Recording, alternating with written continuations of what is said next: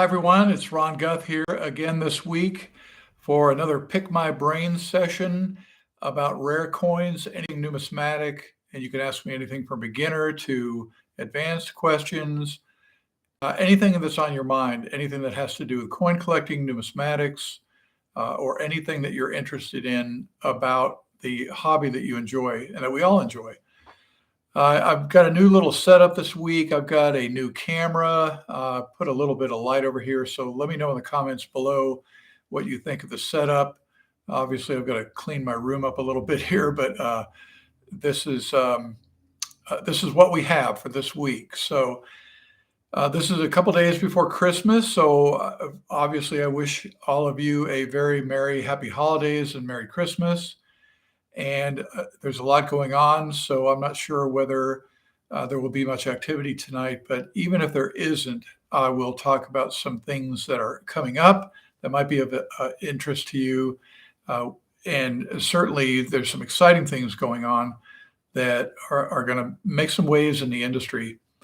Most significantly is that there's going to be some really incredible coins, unique coins coming up in January, and that is going to be at the Heritage Sale, where they have three unique coins that will probably set record prices. I shouldn't say probably, they will set record prices. And those coins include the 1870S $3 gold piece. This is coming out of the Harry Bass collection. They're being deaccessioned from the museum display that used to be at the American Numismatic Association, and the foundation that owned the coins decided to sell them and use the money for other charitable purposes. The 1870S3 has been in the Bass collection since it sold in the Bowers and Ruddy sale of the Eliasberg collection way back in 1982. At the time, Harry paid $687,500 for the coin, which was tied for the record price at that time. Now, it's the 1873S is unique. It's not a conditional, wonderful coin. It has some issues. It's got some scratches, and it's worn and was probably in jewelry at one time. But it doesn't matter. That doesn't matter because this coin is so rare that everyone needs it. And the person that really needs it the most, and the person that will probably buy the coin and set a record price for it, is Deloy Hansen. Now, I mentioned him last week when I was discussing the Eliasberg collection. Hansen is attempting to duplicate the Eliasberg collection by acquiring one of every United States coin ever made.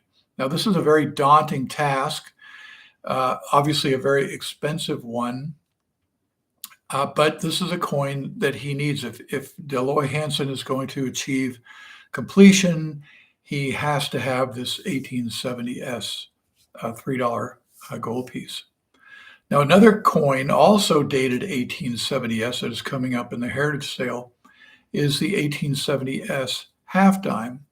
That's also a unique coin that showed up, I think, sometime in the 1980s. It just came out of nowhere, and it set record price at the time as the most valuable half dime. And again, this is a unique coin, and if Hansen wants to achieve completion, he has to have this one too. But there are going to be other people going after it. So it'll be interesting to see what kind of fireworks go off with this coin. A third coin that's coming up, also unique, is the 1873cc no arrows dime. Is that right? No arrows or with arrows. Anyway, it's also unique, and Hansen needs it. Everybody else needs it. And that coin is sure to set a new record price. Now, these auctions are going to be coinciding with the fun auction. The way that the auction houses work nowadays, it used to be that an auction would they would bid for the rights to conduct the auction as the official auctioneer of an auction. That has sort of changed over the years, especially because of COVID, because What happened was the auction houses needed to have their sales and needed to conduct business like normal. But it wasn't like normal because coin shows were dead. I mean, they were over. And so what the auction houses discovered was that they could have auctions without having to conduct them in conjunction with these major coin shows. So in the case of the fun show, I'm not sure. Well, I guess I should look it up. So let me go to a different subject while I'm looking this up. We'll go to the Florida United Numismatists, and this is a show that I also want to talk about here because that's coming up, and that's going to be that's usually the first big show of the year, and it's the one that everybody goes to, and it's sort of like the bellwether for what 2023 is going to bring. So the fun convention this year is held in Orlando at the Orange County Convention Center. And you can go online to funtopics.com and you can find all of the information about the show. It runs from Thursday, January 5th to Sunday, January 8th. And there will be, the website says there are over 1,500 dealers. And Heritage Auctions is the official auctioneer for that sale. So if you go to the Heritage site, which is ha.com, they will show you that the Harry Bass collection, that portion of it, it's a very small portion, and I am happy to have contributed to that because I do a lot of the provenance research for the really rare coins. That auction is going to be held on January 5th. So let's look at the auction details, and we'll look at all of the sessions for that auction. It's going to be on the 5th. Okay, that doesn't help me out here, but let me go to their website, All Coins, and let's see, upcoming auctions.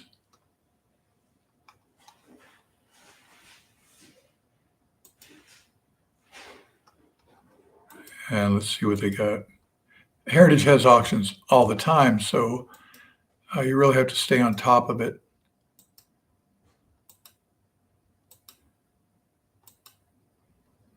Looks like the fun show is going to be, the bass portion of the collection is going to be the big thing that's going to take place at Orlando. I guess the rest of the fun auction will be taking place somewhere else, probably in the Dallas headquarters.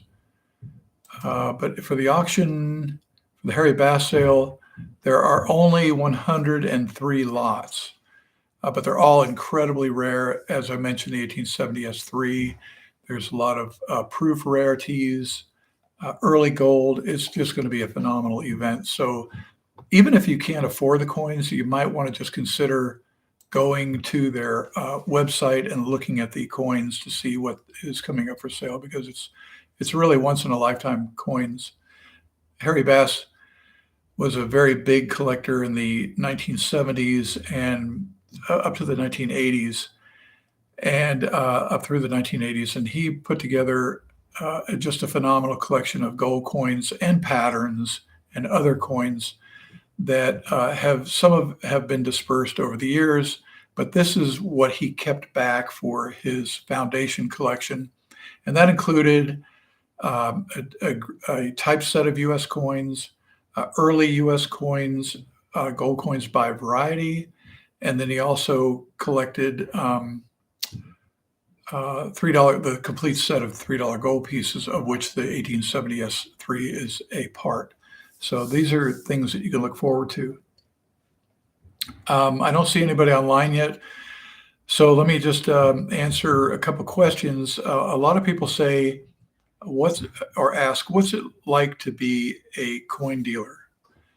And part of that answer, it will be that it's changed a lot over the last 30 years. And it's really changed a lot recently, in particular because of the advent of the internet and online sales.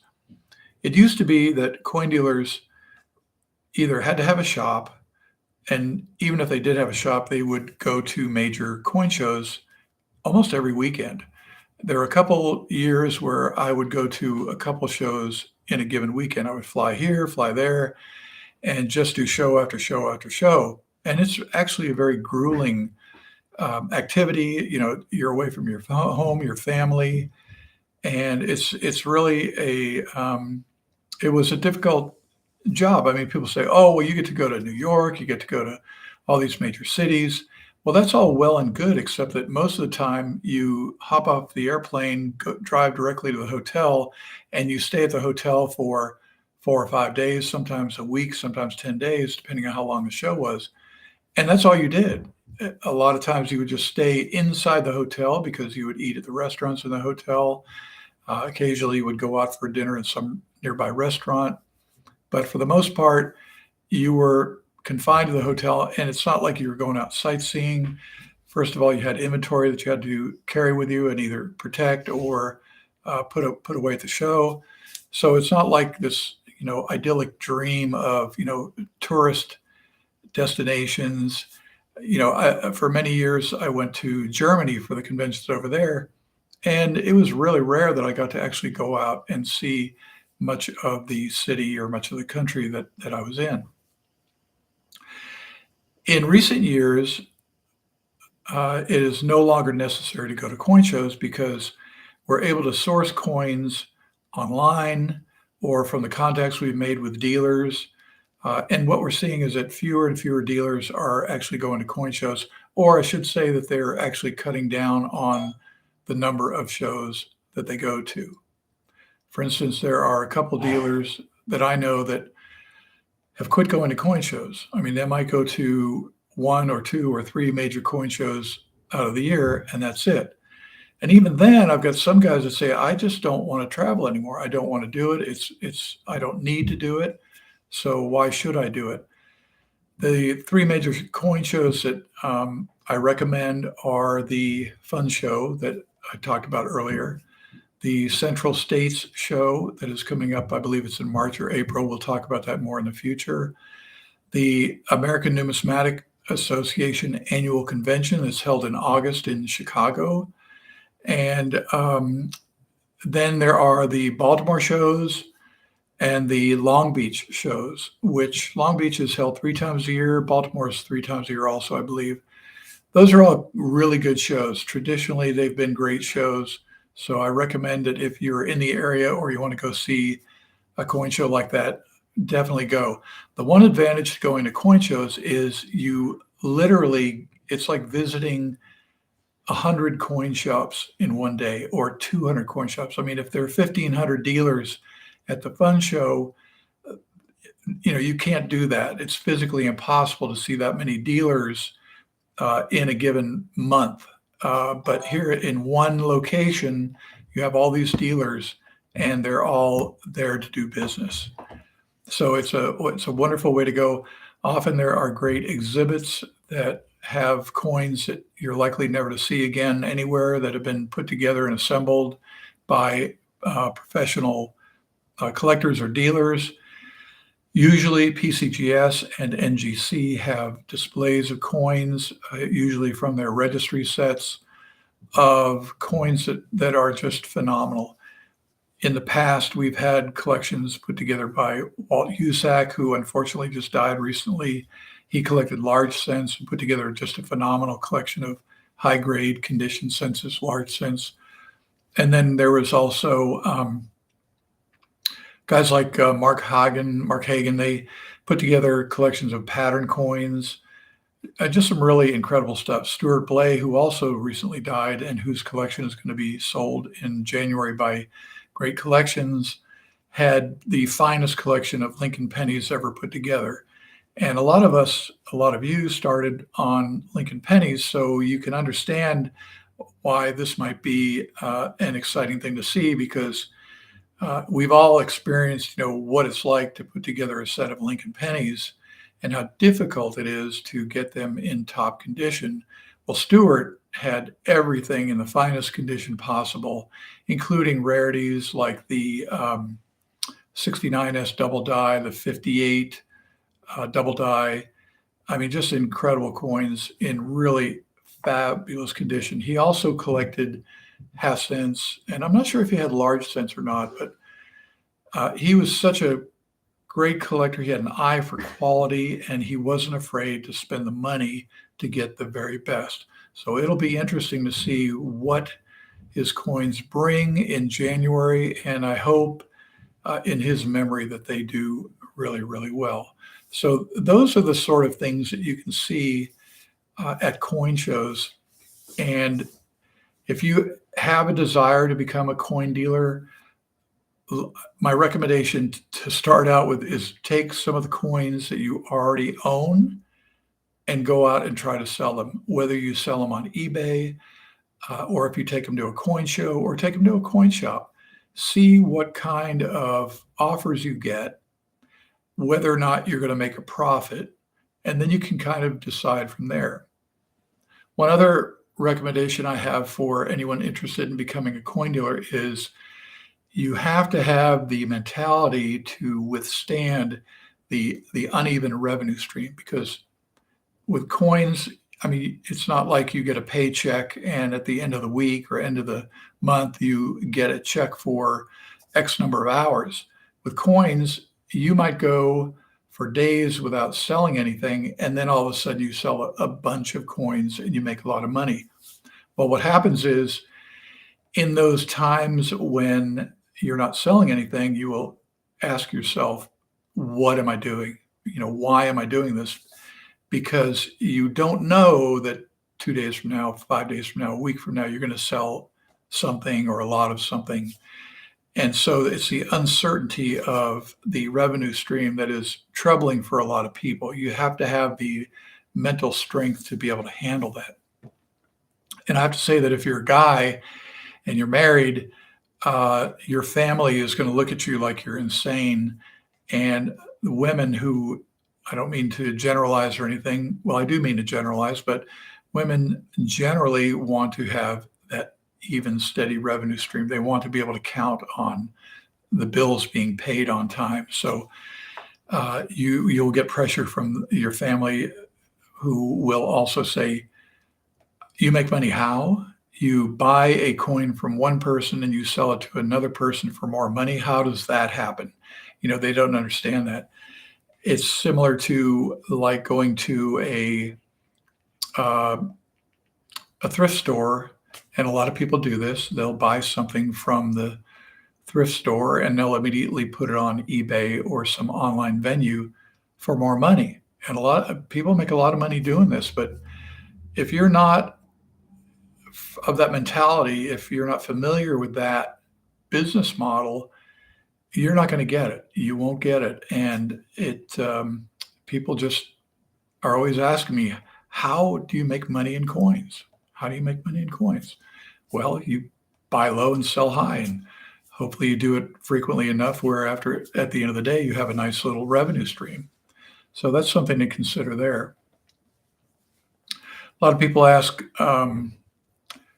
how many or how long have you been a coin dealer? Well, I guess the switch from collector to a dealer, well, in my case, it took place in about 1976, 1977, when Bill Calderazzo of Florida Coin Exchange hired me to work in his shop in Tampa. And so I guess you can say that that's the first time that I actually made money as a coin dealer. I worked for Bill for about 8 months, learned a lot. Bill was a great boss, and I really appreciate what he did for me. Then I went out on my own and started a coin shop with a friend. And again, that uncertain revenue stream, I had to overcome that. Fortunately, this was right before the gold and silver boom of 1980, so everything took off. You can be an idiot and make a ton of money in coins. So that got me on the full career path as a coin dealer. So in the meantime, I've owned, let's see, how many coin shops? I've owned a coin shop in Tampa, Florida. I owned one in Evansville, Indiana. And I've been an auctioneer for most of the major auction houses. That's when you go up and go, 250, 275, 300 now, bid three and a quarter, whatever. So I've done that for most of the auction houses. From 1983 to 1988, I was partners with Jeff Garrett in Mid-American Rare Coin Auctions. So I have a really good insight into the auction business.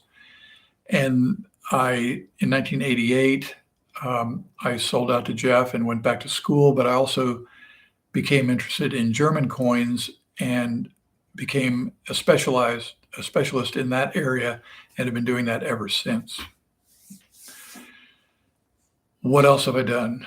I've done cataloging for also most of the auction houses. In fact, I still do some cataloging work, as I mentioned, for Heritage, help them with their provenance. And most of what I do nowadays is research in coins. And that includes, going through old auction catalogs and looking up the provenances on old coins and trying to take them back as far as the chain of ownership, try to go back as far as you can. I've also written numerous books, Coin Collecting for Dummies in 2001, and I helped on the second edition of that. The Encyclopedia of U.S. Gold Coins, I wrote that with Jeff Garrett. The 100 Greatest U.S. Coins, also with Jeff Garrett. So I've got those books. I also wrote the 100 Greatest Women on Coins by myself.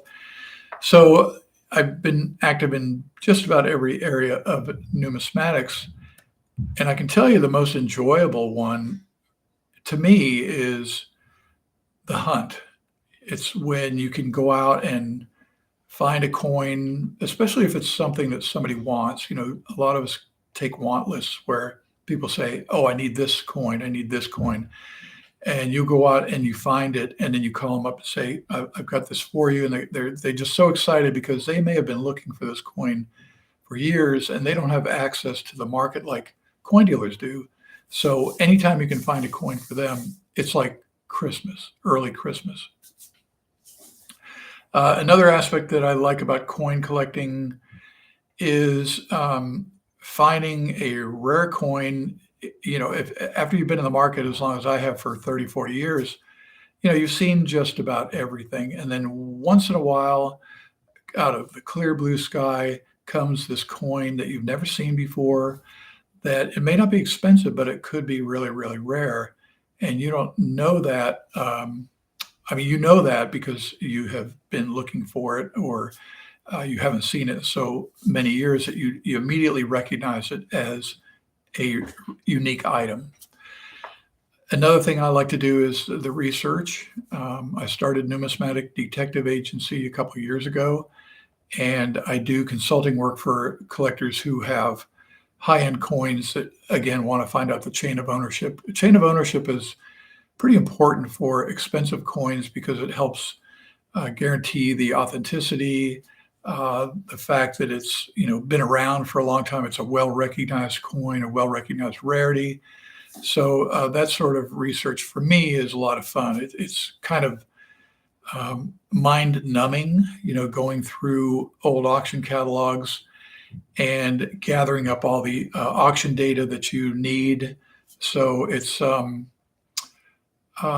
something that to me is it's mind-numbing, but it's also very rewarding, especially when you're able to tie a coin together.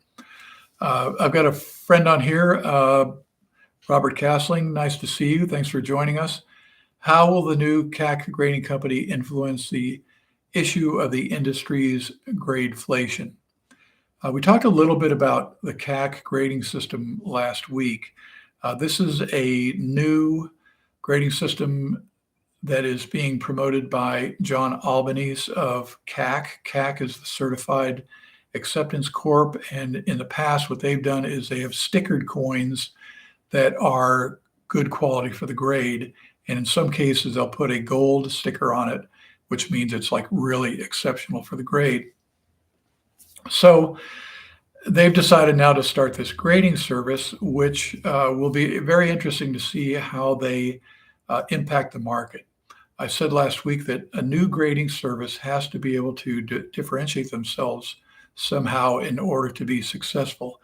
And what I mean by that is in order to compete with, let's say, the Professional Coin Grading Service and the Numismatic Guarantee Corporation, NGC, that they have to have a shtick, because if you grade the same as PCGS, why would anyone need another grading service? If you grade too conservatively, your coins will be broken out and then submitted to PCGS in hopes of getting a higher grade. So that doesn't do you any good either. The CAC sticker is a differentiation, and I think that will definitely have an impact on it. Now, Bob, to answer your question about gradeflation, that's a very interesting topic and one that has been talked about for many, many years.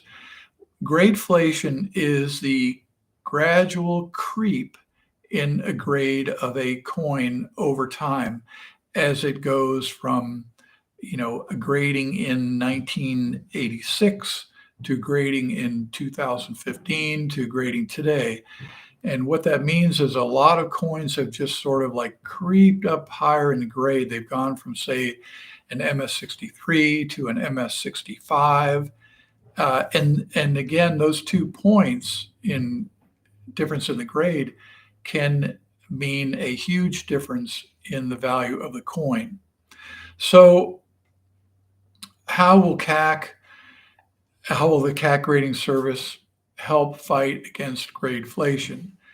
Well, John has stated, and I'm not trying to put words in his mouth, or I hope I'm answering correctly, but they're going to fight about that. Pretty much once a coin is graded, they're not going to change the grade on it in the future unless it's a really exceptional circumstance. So that means that assuming that the CAC grading service is accepted and people keep their coins in the CAC holders, that will stop gradeflation. And I'm not sure how they will be able to identify coins that have already been graded. Like, for instance, if a coin gets cracked out of a holder, the only way that you'll know that that coin ever came through your service before is if you matched it up to a photograph. You do this facial recognition thing, and you say, "Oh, we've seen this coin before, and we're not going to, grade it again or grade it higher." The problem there is, and this has nothing to do with grading services, is that a lot of coins are broken out and then they are what is called conserved or doctored, and that has a very negative connotation, but it can also have a good connotation because there are many coins that that need to be conserved. They might have some surface dirt or surface oils or PVC, which is the green plasticizer that leaches out of vinyl and goes onto coins. That stuff really needs to be removed so that the coin can have a good chance at a long life. If you leave PVC on a copper coin or a silver coin, it will eventually damage the coin over time. So in those cases, they need to be conserved. But what happens is coins are broken out, and then they're conserved, and then they're resubmitted to the grading services. So how do the grading services handle that? How will CAC handle that? Can a coin that has been conserved increase in grade because it's a better coin? In my mind, it should and it could. So we'll see what happens there. A lot of this is speculation because we don't exactly know. We have no experience yet with the CAC grading service. So they're supposed to be starting up in January, and it'll be very interesting to see how they do. So that covers the issue of gradeflation. One more comment about gradeflation is, if you don't think it's a big issue in coins, I can tell you that it is. When I do the provenance research on coins, I see it all the time. where coins just graded a little bit higher, a little bit higher, a little bit higher. Fortunately, there is a ceiling, and that is the 70 grade. They can't get any higher than 70 because that means that's as high as you can go. So I doubt seriously if you're going to get a 64 that someday will creep up to 70, but you know, at least there's a ceiling. Bob asks again, do you think that coins in old green holders will or do command a premium? What Bob is referring to here are early generation coins in PCGS holders. Initially, they had a green insert, a green colored insert, and that started even with the what we call the Rattler holders. That's the first generation. And then it went through, I think, the second and third generation where they're also have green inserts. Now, a lot of people think that because they were graded a while ago, decades ago, that these coins command a premium. And in general, they do. I mean, the market generally perceives an old green holder to be conservatively graded, and they will pay a premium for those coins. So, to answer your question, Bob, I think the coins in old green holders already do command a premium. I think they will continue to command a premium. And if gradeflation continues even more, that premium will go even up because what you can do is you can buy a coin in an old green holder, crack it out, resubmit it, and if you get a higher grade, you're going to make money. And there are a lot of people that do that. We call them crack out artists, and those are people who make a lot of money. Another thing to consider about the old green holders is it wasn't until recent years, and I'm talking about maybe 10, 15 years ago, that PCGS started recognizing certain designations, in particular, cameo and deep cameo designations on proof coins. And what that means is there are a lot of coins, a lot of proof coins in old green holders that are, blazing cameos, blazing deep cameos, but there's nothing on the holder that says that. And cameo and deep cameo coins definitely command a significant premium because they're just stunning coins. When we talk about cameos, that means that the high points of the coin, the raised elements, are frosted, and the fields or the flat areas around the design elements are mirrored. It's like they're polished, they're highly polished, so they're very reflective. So you have the frosty devices against that watery background, and it looks just like a piece of cameo jewelry where you'll see it'll have a pink background and then all the raised devices are like white. So it has a really neat appearance. And on coins that are deep cameos, that means the frosting is really heavy and the reflection is really strong. So they just have this incredible appearance that people will pay big premiums for. Also, the way that the cameo frosting originates, it's done because in the die that strikes the coin, the high points of the coin are actually the low points in the die. So those areas are frosted, and then the die is polished, and that means that the flat areas become mirror-like. Well, after a coin is struck a certain number of times, the friction from the coins being struck and spreading out inside the die starts to polish the die mechanically. So it's boom, polish, boom, polish, boom, polish. And over time, that deep cameo appearance begins to sort of wear down. So it goes from a deep cameo to a cameo, and if there are enough coins, it'll go all the way to brilliant. Now, some coins are made brilliant to begin with. They're never frosted. So you sort of have to understand the nuances of proof coins. But the proof cameo, deep cameo, command a premium, and there are many old green holder coins that aren't so designated. So it's worth looking at those. A couple of the auction houses, in particular Heritage and Stack's Bowers, have now started having specialty auctions that focus only on old generation holders. And they do that for NGC and for ANAX and for PCGS. And there are a lot of people that pay huge money for some of these old generation holders.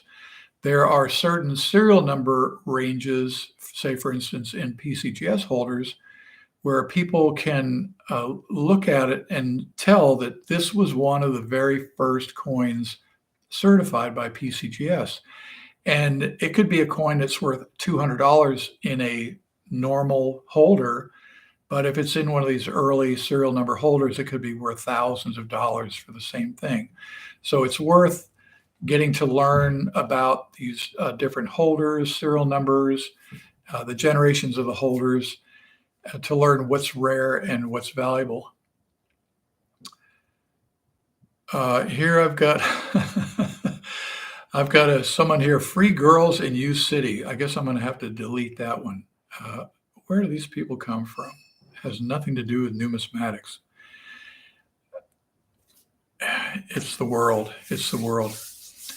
Anyway, I'm going to go ahead. There's nobody else online here, so I'm going to go ahead and cut this short tonight. But I hope that you'll join me next week. I had another technical difficulty this time where the technology, obviously you can see I got a new camera and everything, but when I set up the stream for YouTube, I set it up with streaming software, which had not yet been installed. So I had to do a quick scramble at the end. Anyway, I do have one more question for Bob. What criteria do you use to determine if a coin is cleaned or dipped? That's a really good question because cleaning has a very negative connotation for coins.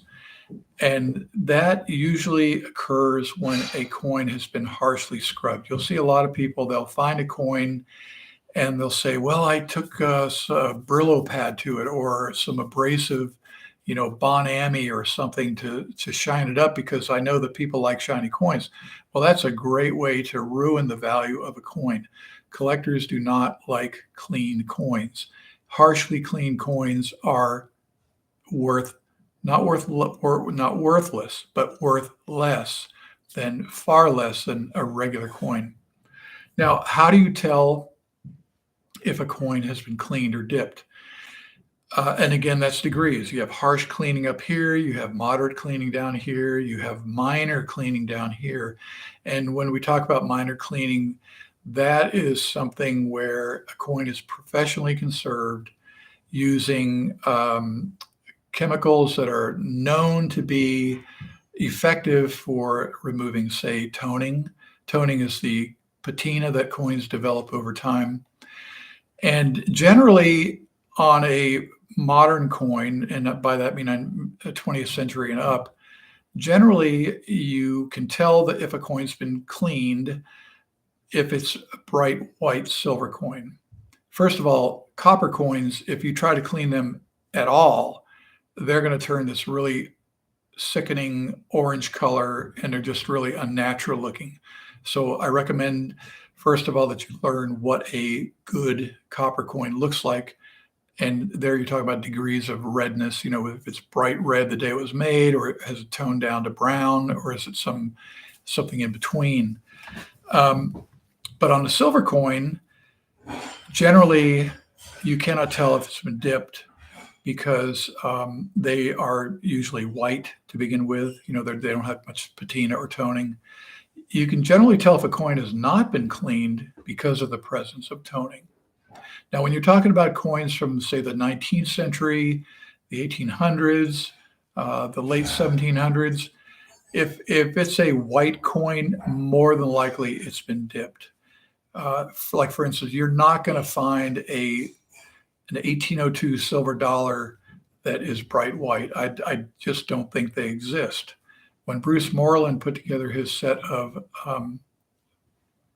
draped bust dollars, early silver dollars, there weren't any white coins in there, or if they were white, they did have some toning. So you're not going to find a white coin from that period. And if you do, most likely it's been dipped. Now, is that good or bad? Dipping is a chemical that that reacts immediately with the patina on a coin, and it can just takes it right off. And I mean, if it's a strong concentration dip, I mean, it acts very fast. So a lot of people will dilute the dip with water, and they might dip it repeatedly just so that they're not stripping everything off the coin. One thing, over dipping a coin will remove some of the luster, so you do have to be careful. And again, that's why I say these should be cleaning should be done, or conservation should be done by a professional.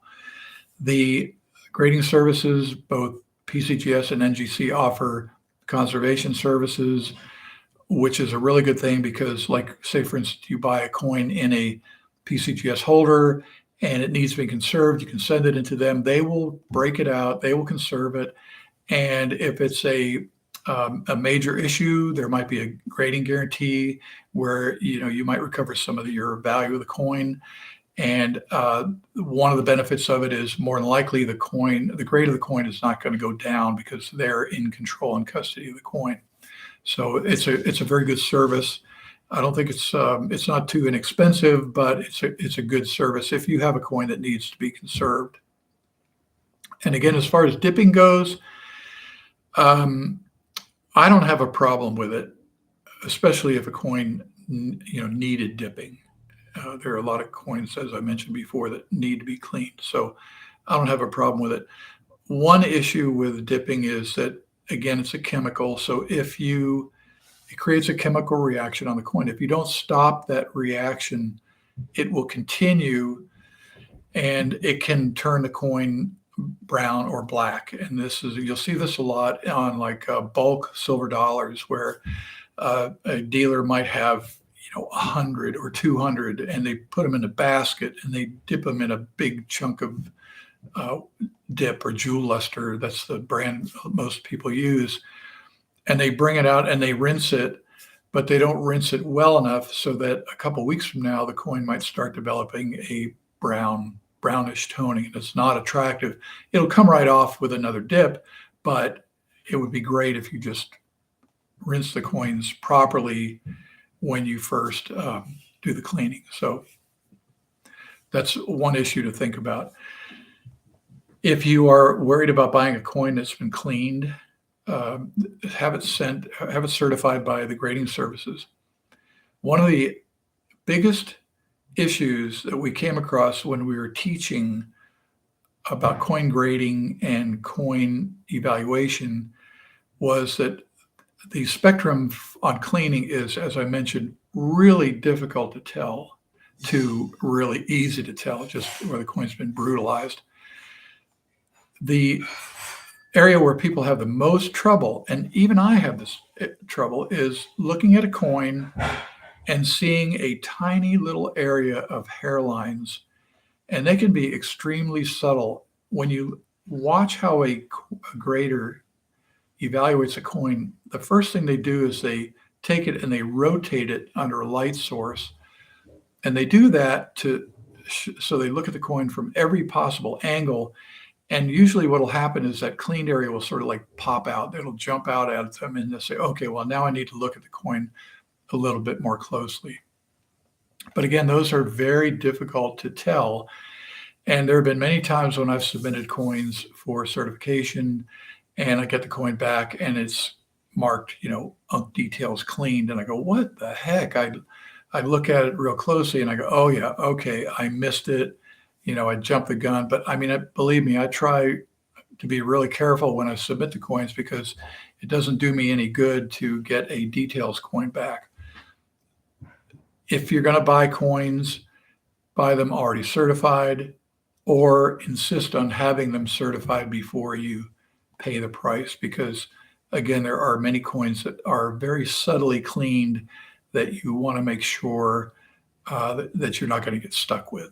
So it's always a recommendation: buy certified coins. And I don't care who you get them certified by, as long as it's not some third world coin grading service that has a horrible reputation. But if you go with the top tier grading services, you're going to buy a good coin that is going to meet their standards and yours. whenever you buy a coin, you have to make sure you're happy with it. And if it's a coin that has a problem or you don't like it, every time you look at it, you're going to go, oh my gosh, I hate this coin. Why did I buy it? Why do I still have it? But when you buy a nice coin with great color or, great details, whatever your criteria is, you'll always say, wow, this is such a great coin, one of my favorite coins in my collection. And that's the kind of enjoyment that you should have when you're collecting coins. Don't buy junk, buy quality coins. Everybody's always taught me as I grew up, buy the best quality you can afford. Doesn't have to be perfect, but buy something that you like. And if you want to upgrade it later when either you have more money or a nicer coin comes along. So that's my advice for you regarding coins that are dipped or cleaned. But it's a good idea to try to learn it. I'll tell you, the best way to learn, if you can't be a grader or involved with the grading services, go to one of these major coin shows that I talked about earlier, and go to the auction house, the official auctioneer of the auction of the show, and go through the coins, go through the boxes of coins. And they don't know where they're going to be buying or not, and you may end up buying. So it's a good thing. They encourage people to come look at the coins and stick your thumb over the grade and try to guess the grade before you reveal it. And that'll be the best way for you to pick up on the nuances of grading and also whether or not a coin has been cleaned or damaged or scratched or whatever. You'll see that on all the details coins.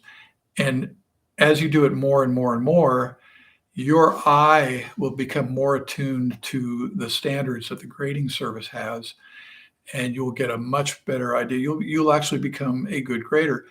And in my estimation, it is possible to take someone who has a strong interest in coins and some basic experience.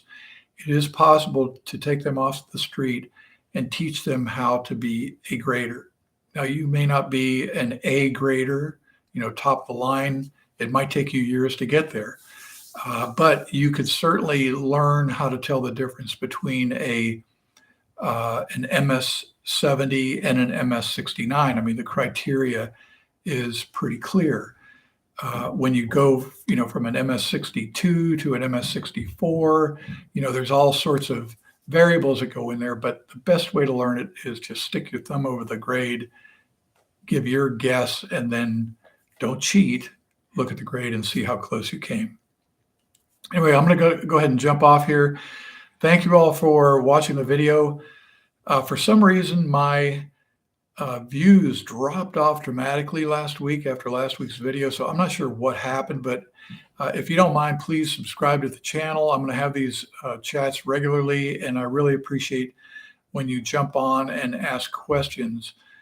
It makes it easier for me to come up with topics that you're interested in. So certainly subscribe to the channel, leave a like, hit the notification bell so that when I do post a new video, it will automatically let you know. So thanks again. Happy holidays to everybody. Have a very Merry Christmas, whatever holiday you celebrate, and we'll see you one more time before the end of the year. So see you later. Thanks. Bye-bye.